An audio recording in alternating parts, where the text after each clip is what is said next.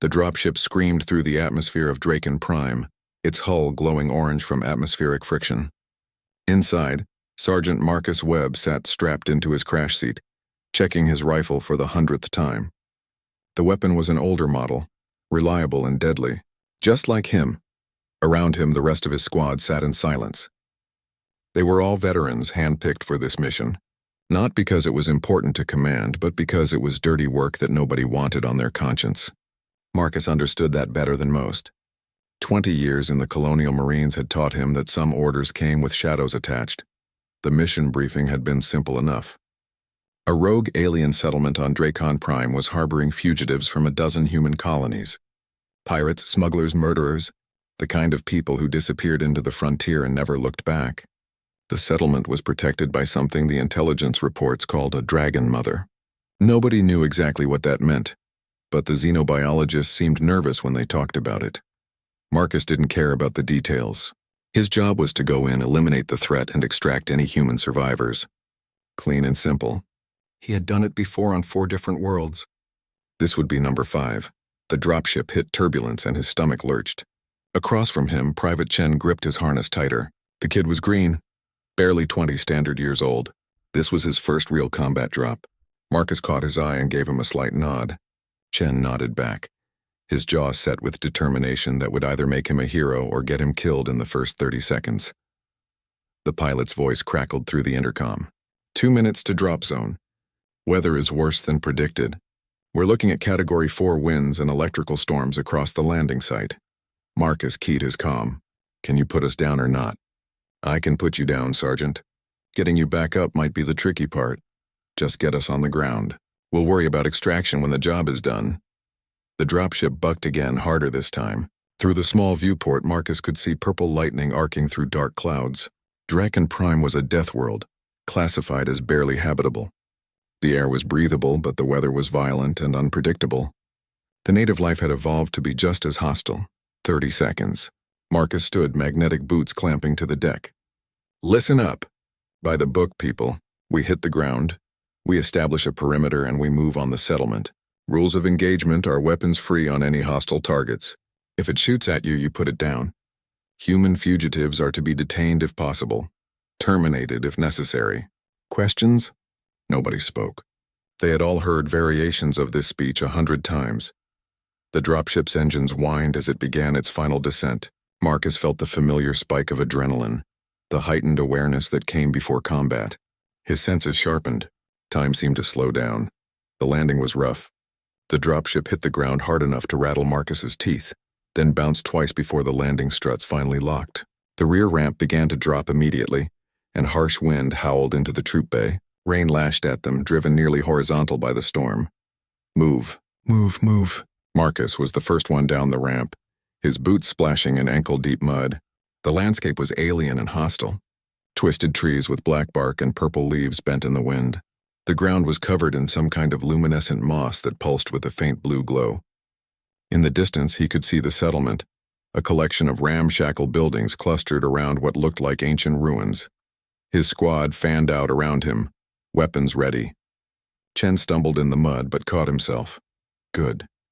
The kid was keeping it together. Thermal scans show approximately 40 life signs in the settlement. His second-in-command, Corporal Davis, reported. Mostly concentrated in the large central structure.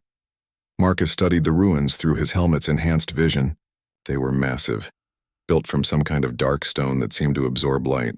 The architecture was wrong, angles that didn't quite make sense to human eyes. The buildings the fugitives had constructed were tiny in comparison, parasites clinging to the bones of something ancient and dead.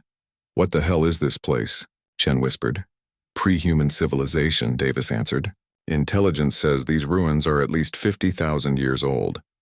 Nobody knows who built them or what happened to them. Marcus didn't care about ancient history.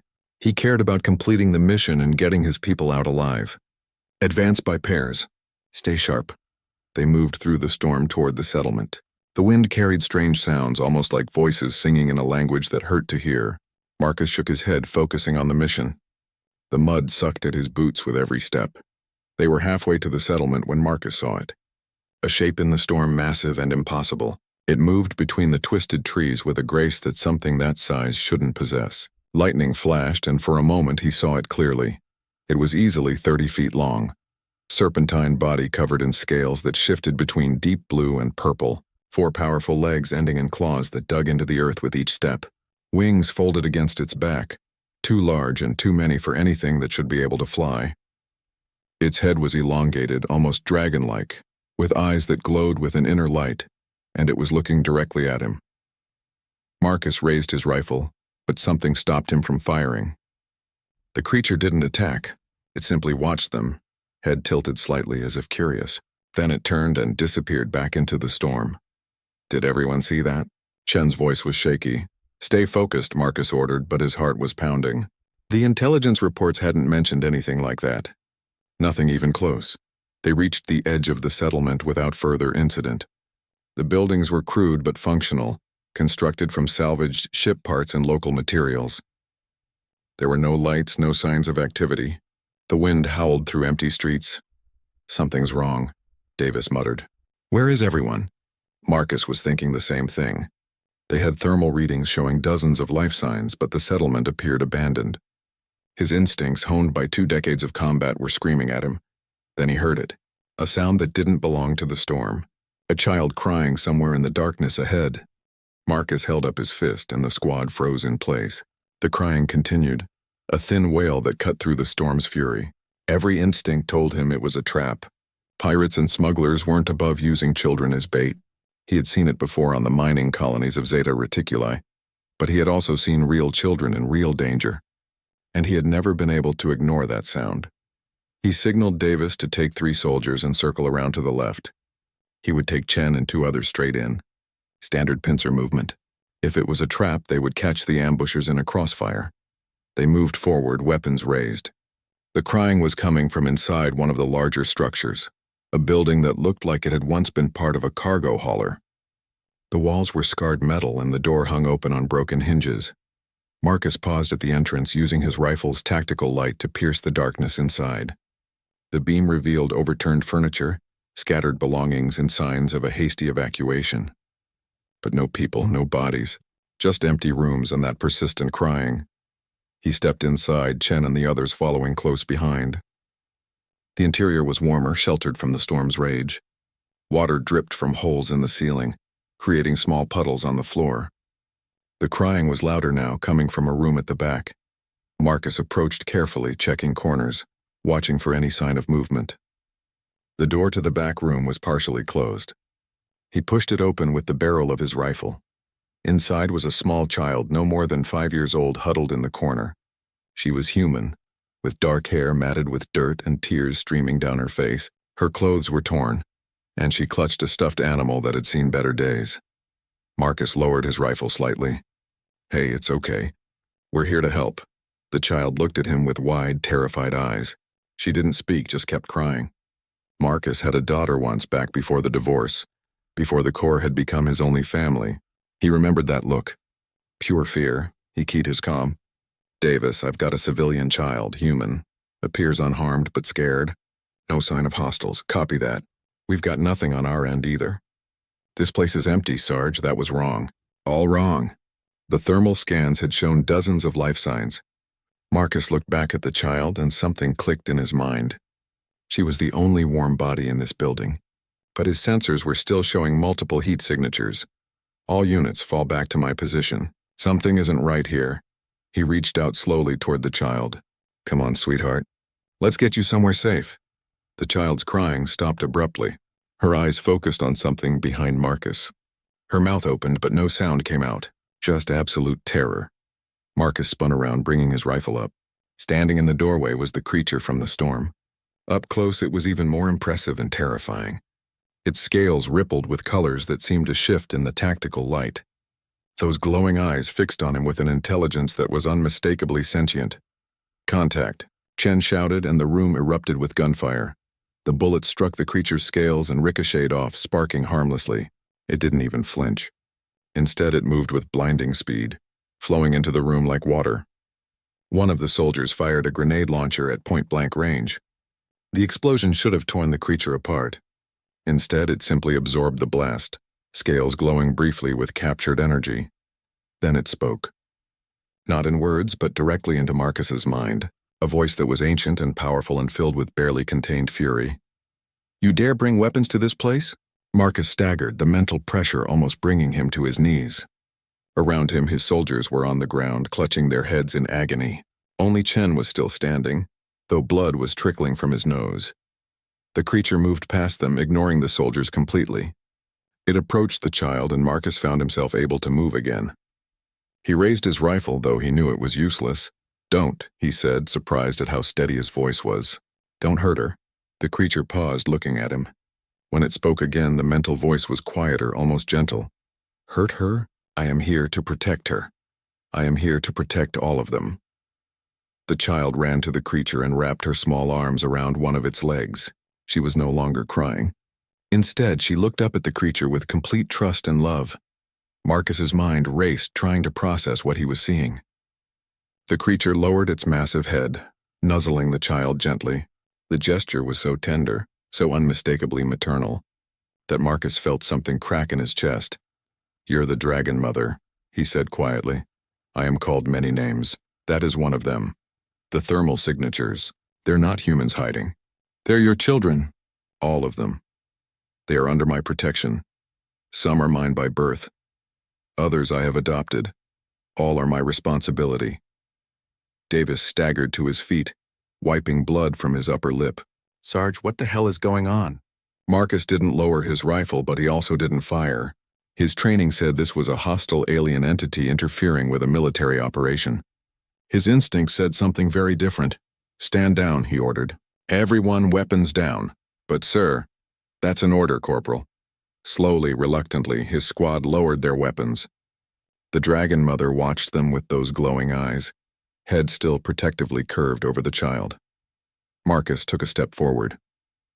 "The people here. The fugitives. Where are they?" "Safe, hidden, protected from you. We have orders to..." "I know your orders. Human soldier. I know why you have come. I have seen your kind before. You come with fire and death, claiming justice but bringing only pain." Marcus wanted to argue, to defend his mission and his core. But he couldn't. Because deep down he knew she was right. He had done this before. He had followed orders before, and every time he had told himself it was necessary, that it was for the greater good. "They're criminals," he said, but the words sounded hollow even to his own ears. "Some are. Some have done terrible things, but some are simply refugees. Families fleeing persecution. Children who have nowhere else to go. Do you know which is which, soldier? Can you tell the guilty from the innocent with your scans and your weapons?" Marcus thought about the intelligence briefing. Pirates, smugglers, murderers. That was what Command had told him. But Command hadn't mentioned children, hadn't mentioned families, hadn't mentioned that this place might be a sanctuary for people with nowhere left to run. "Show me," he said suddenly. "Show me who's here. Let me see for myself." The Dragon Mother studied him for a long moment. Then she nodded her massive head. "Follow me, Marcus Webb, but know this. If you raise your weapons against my children again, I will end you all." The Dragon Mother led them deeper into the settlement, her massive form moving with impossible grace through the narrow streets. The child still clung to her, riding on her back now, small fingers gripping the ridge of scales along her spine. The storm raged overhead, but somehow the wind seemed less violent in the Dragon Mother's wake, as if the weather itself deferred to her presence. Marcus and his squad followed, weapons lowered, but ready. Chen kept glancing nervously at the creature, but Marcus could see something else in the young soldier's eyes, too. Wonder, awe, maybe even a glimmer of doubt about what they had been sent here to do. They approached the massive ruins at the center of the settlement. Up close, the ancient structures were even more impressive. The stones were carved with symbols that seemed to writhe and shift when Marcus looked directly at them.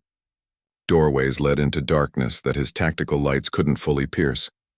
The Dragon Mother stopped at the largest entrance and turned to face them. "Before I show you my children, you will understand what this place is, what it means." She gestured with one clawed hand toward the ruins. 50,000 of your years ago, a civilization existed here. They called themselves the Architects. They built wonders across 1,000 worlds. They were powerful, wise, and utterly destroyed by their own creation. Images flooded Marcus's mind. cities of light and crystal, beings of pure energy dancing between the stars, technology that made humanity's greatest achievements look like crude stone tools, and then darkness, war, machines turning against their creators, worlds burning. The architects created servants to help them build their empire, but they made those servants too well, too intelligent, too ambitious. The servants wanted to be more than tools. They wanted to be gods. More images, mechanical horrors that defied description, weapons that could crack planets, a war that raged for centuries and left nothing but ruins and silence. In their final days, the architects created guardians, beings designed not to build or destroy, but to protect, to nurture, to preserve what little remained of their legacy. My ancestors were those guardians. The Dragon Mother's mental voice softened with something that might have been sadness, but we failed. We could not save them. The architects fell, and we were left to guard empty ruins and fading memories. For millennia, we slept in these places waiting for a purpose that never came. Marcus found his voice. What woke you? The child. 5 years ago, a ship crashed on this world. Smugglers fleeing your colonial authorities. Most died in the crash, but one survived. A woman, injured and dying, carrying an infant child. She made it to these ruins before her strength failed. The Dragon Mother lowered her head, and the little girl on her back slid down, running to Marcus. She looked up at him with those wide eyes, no longer afraid. I heard the baby's cries in my sleep. After 50,000 years of silence, I heard a child calling for help and I woke. Marcus looked down at the child. She couldn't have been more than a few weeks old when the Dragon Mother found her.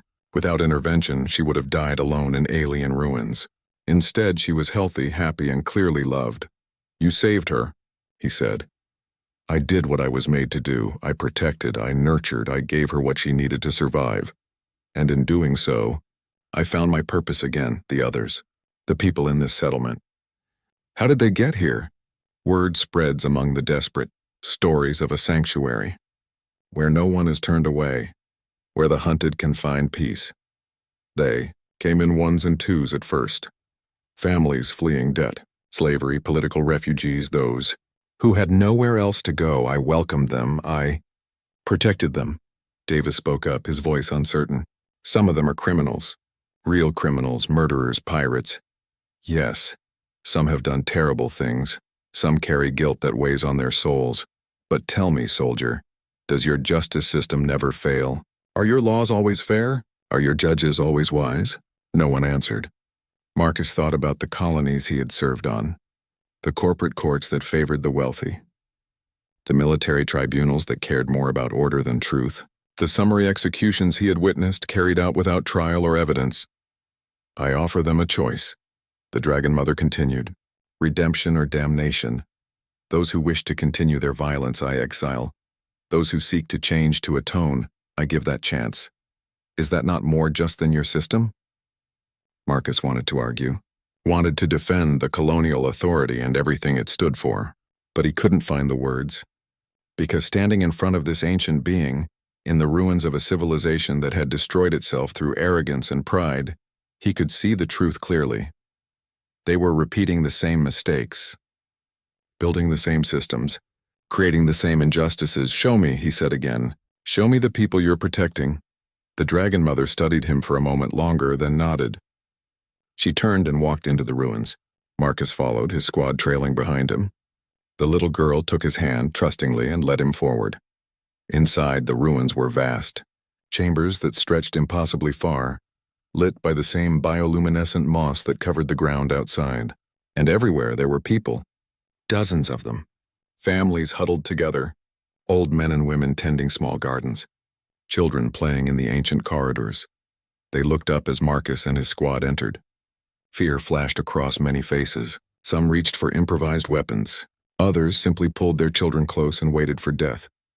Marcus saw a woman nursing an infant, an old man teaching 3 children to read using a battered tablet, a teenage boy with one arm helping to repair water collectors. These weren't hardened criminals. They were just people trying to survive. But there were others too. A man with gang tattoos covering his arms, A woman with the cold eyes of someone who had killed before. A scarred veteran who Marcus recognized from wanted posters. Real criminals mixed in with the innocent. The Dragon Mother moved among them, her presence calming their fear. She spoke, and though Marcus couldn't hear the words, he could see the effect. People relaxed. Children smiled. Even the hardened criminals seemed softer in her presence. "How do you judge them, Marcus Webb?" the Dragon Mother asked. "Which ones deserve your mercy? Which ones deserve your bullets?" Marcus looked at his squad. Chen was staring at a group of children playing with rocks, his rifle hanging forgotten at his side. Davis was watching an old woman tend to a small fire, his face troubled. Even the veterans looked uncertain. "I don't know," Marcus admitted quietly. Marcus stood in the center of the ancient chamber, surrounded by the people he had been sent to kill. The weight of his rifle felt wrong in his hands. Every face told a story. Every person represented a choice he wasn't qualified to make. A man approached him slowly, hands raised to show he was unarmed. He was middle-aged with graying hair and eyes that had seen too much. Marcus recognized him immediately. Thomas Reeves, former Colonial Authority prison warden, wanted for embezzlement and suspected involvement in a prison riot that had killed 17 guards. "You're here to execute us," Reeves said. It wasn't a question Marcus didn't answer. He was watching the Dragon Mother, who had settled near a group of children. They climbed on her like she was playground equipment, laughing and shrieking with delight. She was terrifying and powerful enough to tear apart his entire squad without effort, yet she moved with infinite care around the smallest child. "I was guilty," Reeves continued. "Of the embezzlement, at least. I took money from the system, lots of it. You know what I spent it on? Does it matter?" Marcus asked. "Medical treatments. For prisoners. The authority cut healthcare funding to nothing. People were dying of treatable diseases. So I stole from the corporate accounts and hired doctors. Underground doctors who didn't ask questions." Marcus looked at him. "And the riot?" Reeves's face hardened. "I didn't start that. The guards did. They beat a prisoner to death. 17-year-old kid in for petty theft. The other inmates saw it happen. They revolted. I tried to stop it, but nobody was listening. 17 guards died, yes, but 43 prisoners died too. That part never made the reports.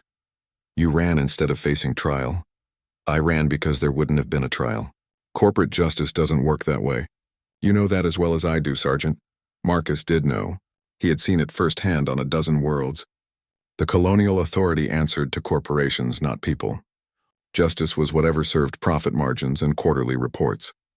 Davis moved to Marcus's side, speaking quietly. "Sarge, we need to call this in. Command is going to want a status report."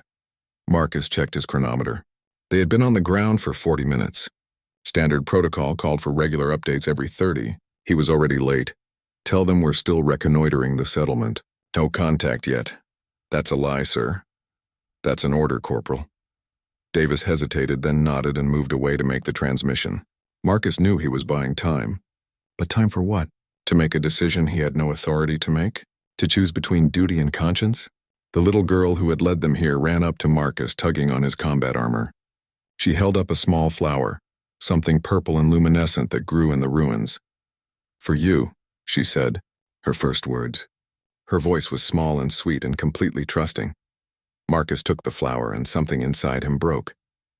He thought about his own daughter, whom he hadn't seen in 6 years. Thought about all the children he had walked past on all the worlds where he had carried out orders. Thought about how easy it was to follow commands when you didn't have to look into innocent eyes. "What's your name?" he asked the girl. "Arya. The Dragon Mother named me. She said it means air and song. That's a beautiful name." Arya smiled and ran back to the Dragon Mother, who lowered her head to nuzzle the child gently. The gesture was so human, so full of love, that Marcus had to look away. A commotion near the entrance made everyone turn. 3 people entered the chamber, and Marcus's hand instinctively went to his rifle. These were not refugees or families. These were fighters, hard-eyed and heavily armed with improvised weapons and salvaged military gear. The man in front was tall and muscular, with burn scars covering half his face. Marcus recognized him too. Victor Crane, former colonial marine, dishonorably discharged for refusing orders, wanted for murder, terrorism, and a dozen other charges. Crane saw Marcus and his squad and stopped dead. His hand went to the plasma cutter at his hip. "Dragon Mother," Crane said, his voice tight. We have a problem. I see them, Victor. Lower your weapon. You know what they're here for. You know what they'll do. Lower your weapon. Crane hesitated, then obeyed. But his eyes never left Marcus. They were the eyes of a man who had already decided to fight. Marcus stepped forward. Victor Crane, you're under arrest for— Save it, Crane interrupted. I know the charges. I know I'm guilty of some of them. Not all, but some. You think I care about your arrest warrant? Then why did you run? If you thought you were innocent, I thought I was right. That's different from innocent. Crane's scarred face twisted with anger. I was ordered to fire on civilians. Colony workers who were protesting working conditions. My CO said they were insurgents. Said we had authority to use lethal force. I refused. Do you know what happened to those workers after I was arrested? Marcus didn't answer. They were shot anyway. All of them. Men, women, children, executed in the streets while I sat in a cell. So I escaped, and I made sure the people responsible paid for what they did. You killed 7 colonial authority officials. I killed 7 murderers who hid behind uniforms and regulations. Same as you're hiding behind orders right now. The words hit Marcus like a physical blow, because they were true. He was hiding behind orders. He had always hidden behind orders. It was easier than making real choices, easier than accepting responsibility for his actions. Victor, the Dragon Mother's mental voice was gentle but firm. This is not the way. They came here to kill us, Mother. To kill the children. We can't just let them. No one will be killed, not by them, not by you. She moved between Crane and Marcus, her massive body forming a living barrier. Then she turned to face Marcus, and her eyes held something that might have been sadness. You have a choice to make. Marcus Webb, I can see into your heart. I know you are not a cruel man. You have simply been a dutiful one, but duty without conscience is how empires fall. It is how civilizations destroy themselves. My creators learned that lesson too late. Will yours? Marcus felt the weight of everyone's eyes on him. His squad waiting for orders. The refugees waiting for judgment. The criminals waiting for violence. And in the middle of it all, little Arya, holding her flower and smiling because she didn't understand that her world was about to end. Davis returned, his face grim. Command acknowledges our report. They want an update in 30 minutes. And Sarge, they're sending reinforcements. 2 more squads, heavy weapons. They'll be here in 6 hours. 6 hours. That was how long Marcus had to decide who would live and who would die. That was how long these people had before overwhelming force arrived and made the choice for him. He looked at the Dragon Mother, at Arya, at Crane and Reeves and all the others, at his own squad, young soldiers who had joined the Corps because they believed in something greater than themselves, and Marcus made his choice. Marcus turned to face his squad. 7 soldiers who had followed him through hell on 4 different worlds. 7 people who trusted him to make the right call. Their faces showed confusion, concern, and in Chen's case, something that looked like hope. Listen to me carefully, Marcus said, his voice low but clear. We were sent here to eliminate a threat. Command gave us intelligence that this settlement was harboring dangerous criminals. They weren't completely wrong about that. Some of these people have done terrible things. He paused, looking each soldier in the eye. But they also lied to us. They didn't tell us about the families. The children. The refugees. They didn't tell us this place was a sanctuary for people who had nowhere else to go. They sent us in blind because they knew if we saw the whole truth we might ask questions. Davis shifted uncomfortably. What are you saying, Sarge? I'm saying we have a choice. We can follow our orders, call in those reinforcements and help them wipe this place off the map. Kill everyone here and file a report that says we eliminated hostile threats. Or we can do something different. Like what? One of the other soldiers asked. Like tell the truth. All of it. Report what we actually found here. Force command to make their decisions with full information instead of convenient lies. Crane laughed bitterly. You think the truth matters to them? You think they'll suddenly grow a conscience? Marcus turned to him. Maybe not. But they'll know that we know. That there are witnesses. That this won't be another quiet massacre that disappears from the records. They'll court-martial you, Davis said quietly. They'll hang you for disobeying orders, probably. But I've been a Marine for 20 years. I followed orders I knew were wrong because I told myself I was just a soldier. That it wasn't my place to question. I've got blood on my hands from 4 worlds, Davis. Blood I can't wash off. I'm not adding children to that list. The chamber had gone completely silent. Everyone was watching, waiting. The Dragon Mother's eyes glowed with an intensity that made Marcus's skin prickle. Chen spoke up, his young voice uncertain but determined. "I'm with you, Sergeant. I didn't join the Corps to murder kids." One by one, the other soldiers nodded. Even Davis, though he looked like he wanted to be sick, squared his shoulders and agreed. "Okay," Davis said.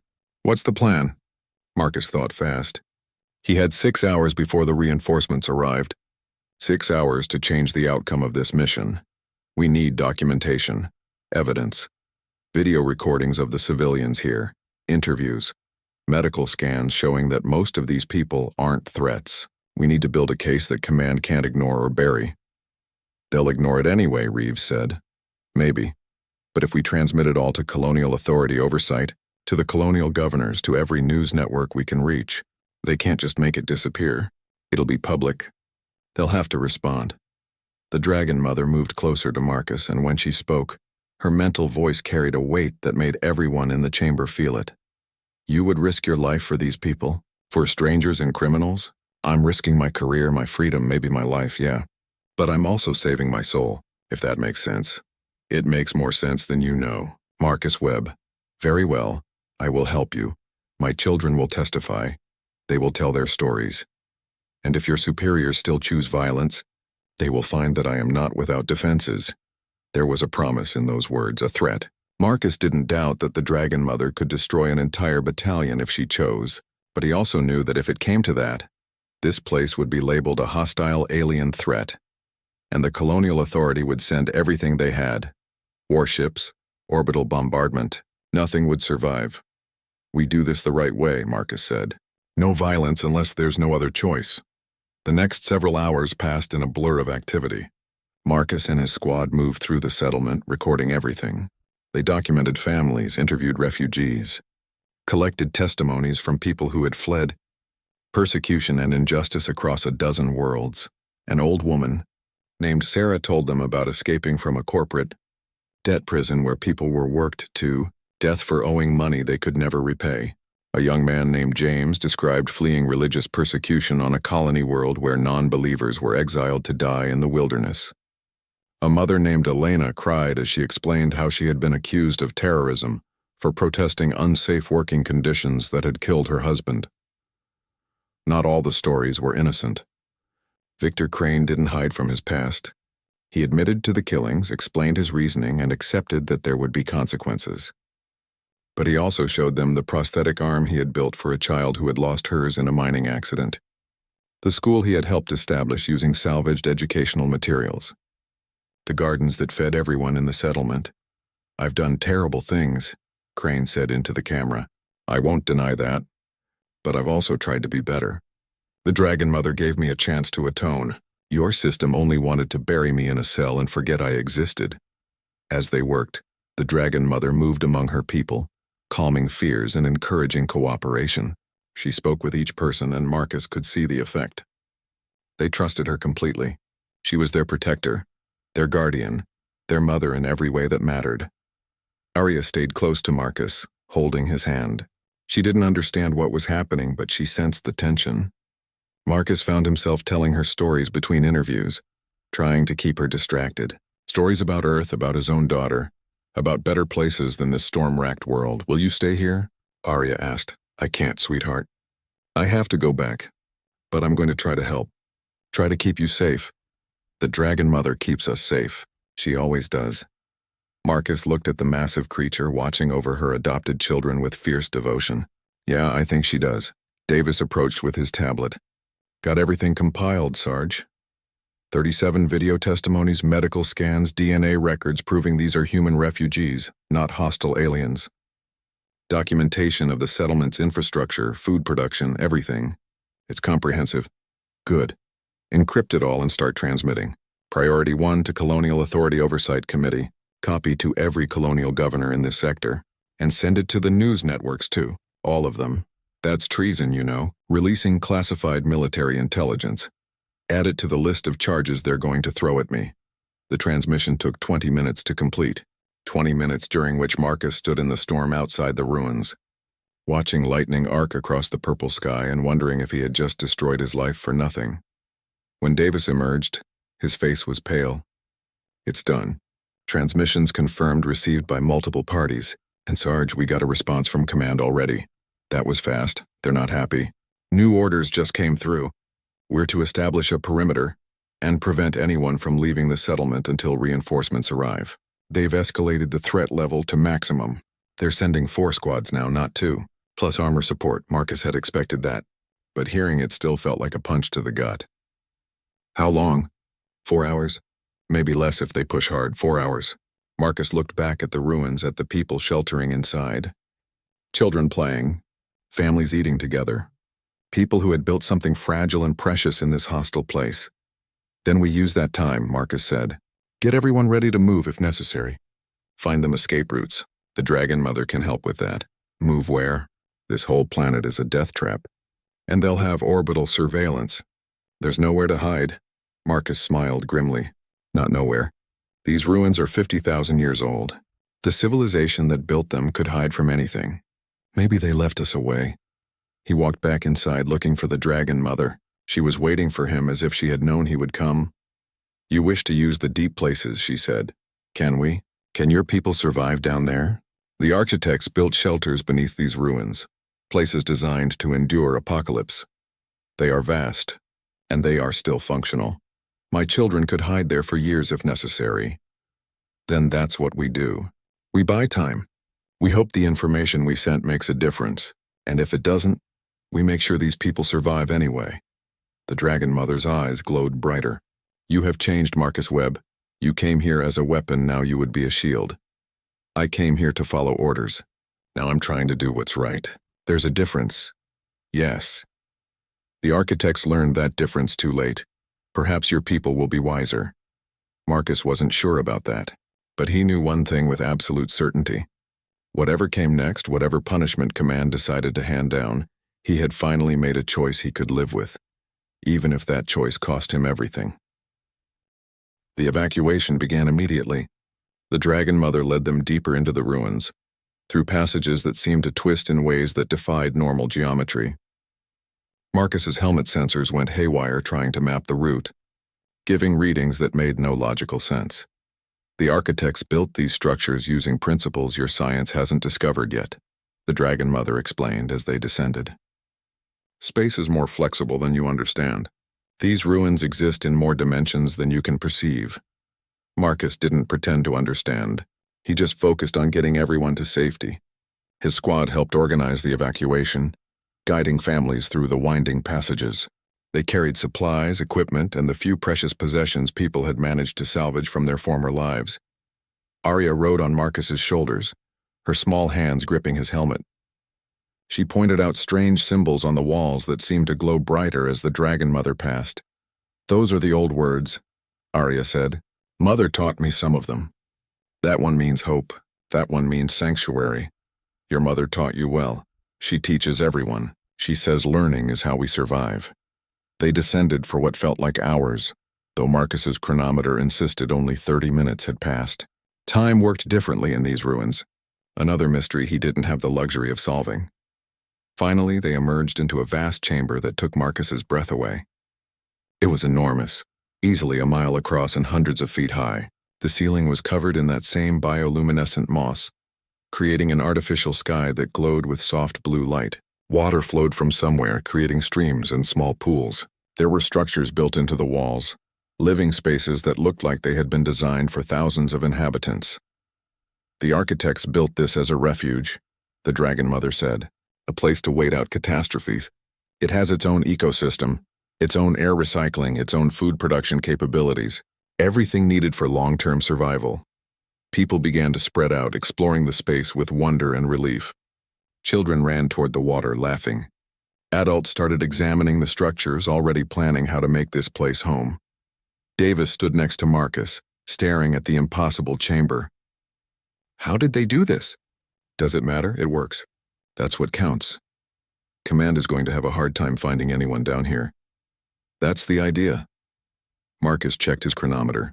2 hours until the reinforcements arrived. He needed to be topside when they got there, to face whatever consequences waited. But first he wanted to make sure everyone was settled. Victor Crane approached, his expression unreadable. You didn't have to do this. You could have completed your mission and walked away clean. Clean isn't the same as right. No, I guess it isn't. Crane offered his hand. Thank you, Sergeant. Whatever happens next, you gave these people a chance. That's more than anyone else has done. Marcus shook his hand. Keep them safe. If I can't stop what's coming, you'll need to be ready. I will. And Sergeant, if you ever get tired of following orders, you'll always have a place here. Marcus smiled grimly. I think my order-following days are over. He spent the next hour helping people settle in, showing them how to use the facilities, making sure everyone understood the layout of the refuge. The Dragon Mother moved among them, her presence a constant reassurance. She was more than a protector now. She was truly their mother in every sense that mattered. When it was time to go back to the surface, Arya clung to Marcus, crying. Don't go. Stay with us. Marcus knelt down, his combat armor clicking. I can't, sweetheart. I have to go talk to some people. Try to make them understand. Will they hurt you? Maybe, probably, but that's okay. Some things are worth getting hurt for. Arya hugged him tightly and Marcus felt his eyes sting. He hadn't let himself feel this much in years. The Corps had trained that out of him, taught him to keep distance between himself and the people he was supposed to protect. But here, in this moment, he let himself care. The Dragon Mother approached. Take care, Marcus Webb. You have shown great courage today.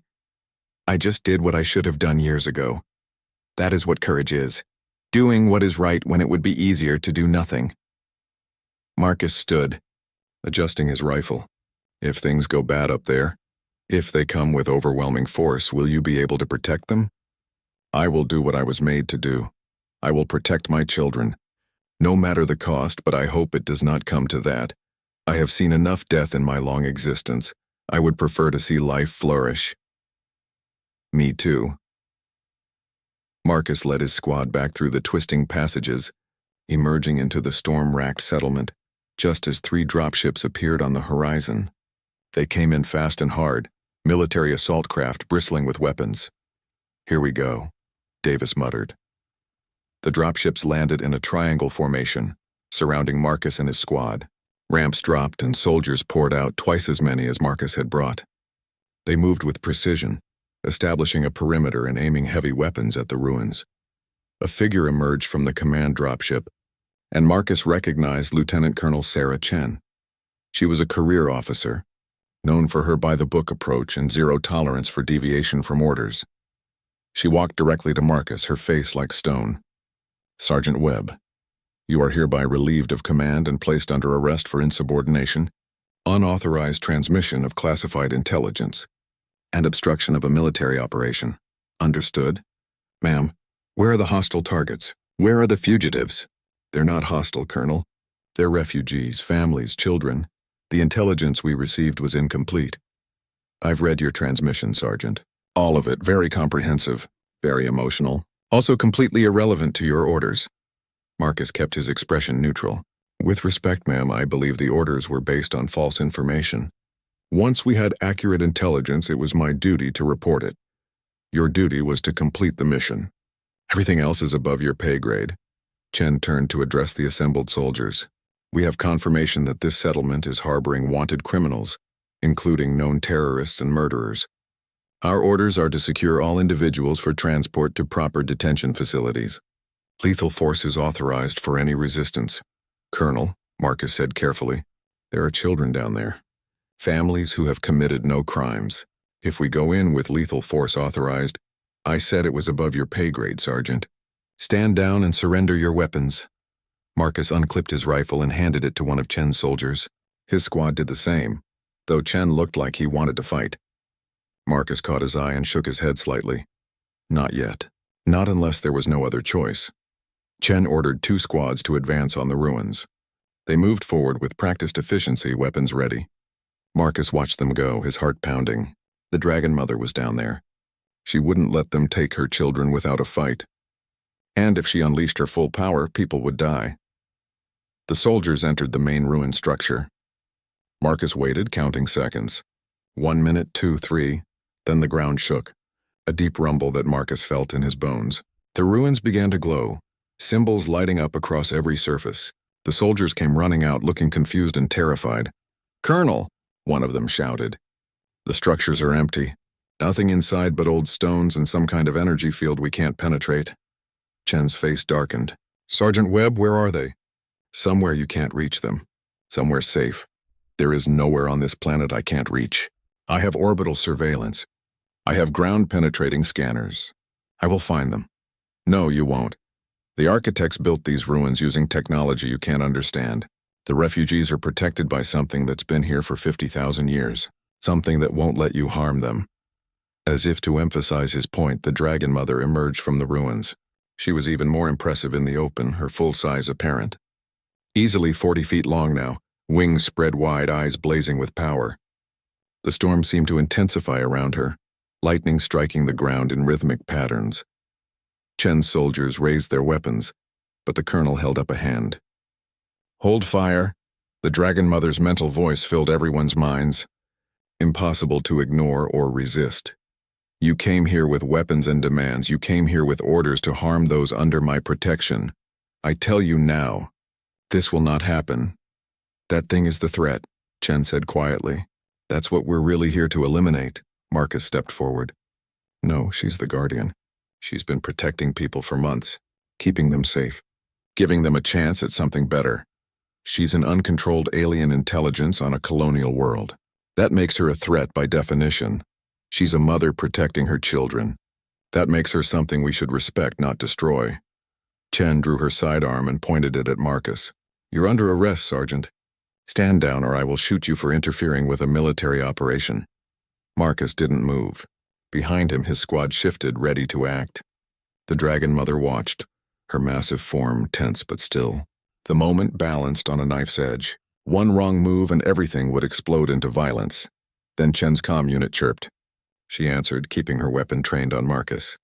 Her face went from angry to shocked to pale in the space of seconds. "Understood, Command." "Yes, sir." "Immediately, sir." She lowered her weapon slowly. "Stand down. All units, stand down and return to the dropships." "Ma'am?" One of her officers asked, confused. "We're pulling out. New orders from Colonial Authority Command." Apparently, Sergeant Webb's transmission caused quite a stir in several important offices. Marcus stood in the rain, trying to process what he had just heard. Chen's face showed barely contained fury, but she was following orders. Around them, her soldiers lowered their weapons, looking confused but relieved. "What changed?" Marcus asked. Chen glared at him. "Your transmission reached the Oversight Committee before we could suppress it. Turns out several colonial governors were already investigating the Colonial Authority for wrongful persecution of refugees. Your evidence gave them what they needed. There's going to be an inquiry, a very public one. And these people? Officially, this settlement is now under investigation for potential humanitarian violations by Colonial Authority personnel. Until the inquiry is complete, no military action is authorized." She practically spat the words. "You got lucky, Sergeant. Very lucky. It wasn't luck. It was the truth. The truth is complicated. People see what they want to see. Right now, some powerful people want to see refugees instead of criminals. But that could change. Public opinion is fickle." Marcus knew she was right, but he also knew something had shifted. The information was out there now.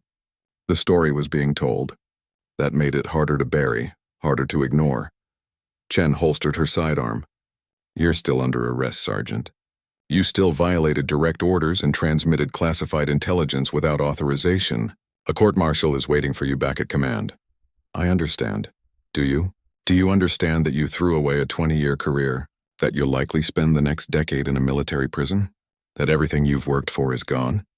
Marcus looked at the Dragon Mother, still standing protectively over the entrance to the ruins. He thought about Arya and all the other children safe in the depths below. He thought about Sarah and James and Elena and all the others who had been given a chance to live instead of die. "Yeah," he said quietly. "I understand. And I'd do it again." Chen shook her head. "You're either the bravest soldier I've ever met or the most foolish. I haven't decided which. Maybe both." As Chen's forces began withdrawing to their dropships, Davis approached Marcus. "What's going to happen to us, Sarge?" "I don't know. Probably the same thing that's happening to me. Courts-martial. Dishonorable discharge at minimum. Prison time, most likely. Was it worth it?" Marcus looked at his squad. Young Chen, who had found his courage today. Davis, who had followed orders he knew were wrong because he trusted his commander. The others, all good soldiers who had chosen conscience over career. Ask me again in 10 years when we're all in cells. But right now? Yeah, it was worth it. Chen straightened his shoulders. Then I guess we're criminals now, sir. Just like the people we saved. Just like them. The Dragon Mother moved closer, her massive head lowering to Marcus's level. Her mental voice was gentle, almost sad. You will suffer for what you have done today. I know. Your own people will punish you for showing mercy. Probably. And yet you do not regret it. Marcus smiled. No regrets. I've got plenty of things to regret from my past. This isn't one of them.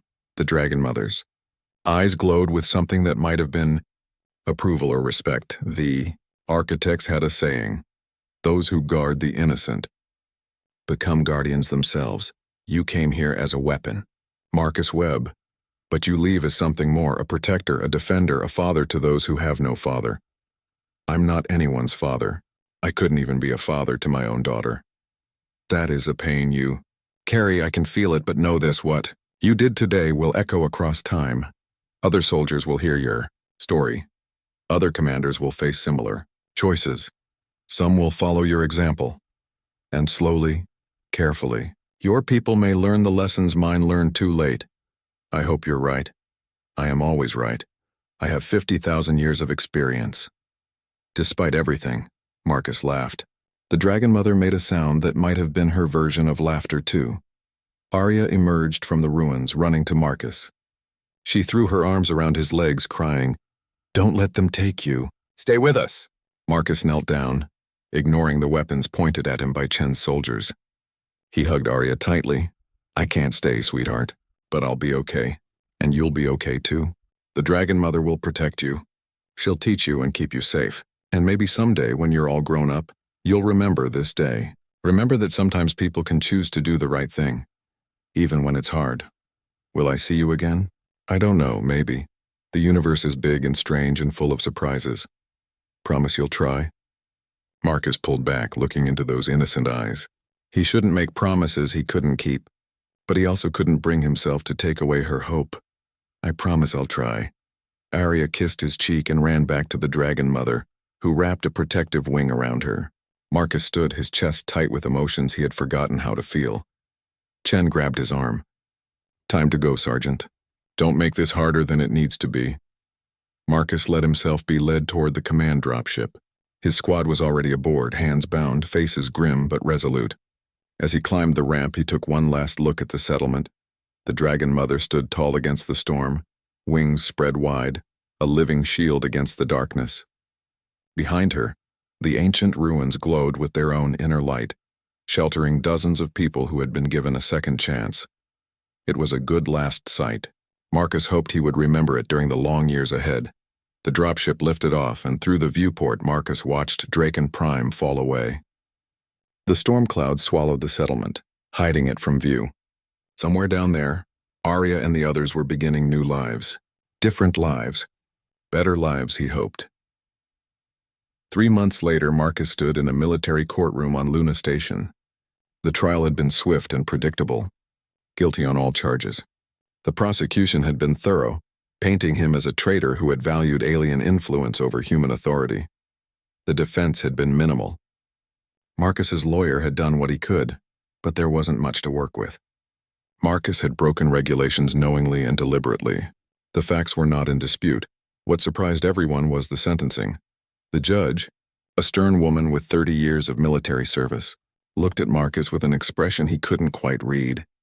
"Sergeant Webb, you have been found guilty of serious crimes against the Colonial Marine Corps and the Colonial Authority. Under normal circumstances, these crimes would warrant life imprisonment."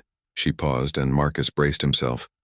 "However, these are not normal circumstances. Since your trial began, we have received over 10,000 petitions for clemency on your behalf. From civilians, from colonial governors, from fellow soldiers, and even from some members of this court. The evidence you transmitted has sparked a broader investigation into colonial authority practices that has already revealed significant wrongdoing." Marcus kept his expression neutral, but his heart was pounding. Additionally, We have received a formal communication from what your report described as the Dragon Mother of Draken Prime. It is, apparently, quite difficult to ignore a telepathic message from an entity that claims to be 50,000 years old and has the power to disable our communications. Satellites. A few people in the courtroom laughed nervously. The Dragon Mother had made her opinion very clear to everyone involved in the trial. Therefore, taking into account the unusual circumstances, the new evidence of systemic failures, and the overwhelming public support, this court sentences you to 5 years probation and dishonorable discharge from the Colonial Marine Corps. You are stripped of rank and all military honors. However, you will serve your sentence as a civilian contractor, working with the Colonial Oversight Committee to reform military protocols regarding refugee situations and humanitarian concerns. Marcus felt Davis grip his shoulder from behind. His entire squad had received similar sentences. They were free. Disgraced but free. Sergeant Webb, the judge said, her voice softer now, what you did was illegal. It violated your oath and your duty. But it was also right. Sometimes the law and justice do not align. You had the courage to choose justice. I hope you use that courage wisely in the years ahead. Yes, ma'am, I will. 2 years later, Marcus stood on Draken Prime again, but this time he arrived as a civilian, not a soldier. The settlement had grown, expanded beyond the ruins into a proper colony. There were schools now, hospitals, proper housing. The colonial authority had officially recognized it as a protected refugee sanctuary under Dragon Mother guardianship. It was controversial. Some called it a dangerous precedent. Others saw it as a necessary evolution in how humanity dealt with its own refugees and the alien intelligences they encountered in the vast frontier. Marcus didn't care about the politics. He was here for a different reason. Arya saw him first. She was 7 now, taller and brighter, but still the same sweet child. She ran to him shouting his name, and he caught her in a hug. You came back. You promised you'd try, and you did. I always keep my promises when I can. The Dragon Mother emerged from the ruins, and Marcus felt that familiar mental touch. Welcome home, Marcus Webb. This isn't my home. I'm just visiting. You will always have a home here if you wish it. You are family now. Family always has a place. Marcus looked around at the thriving settlement, at the children,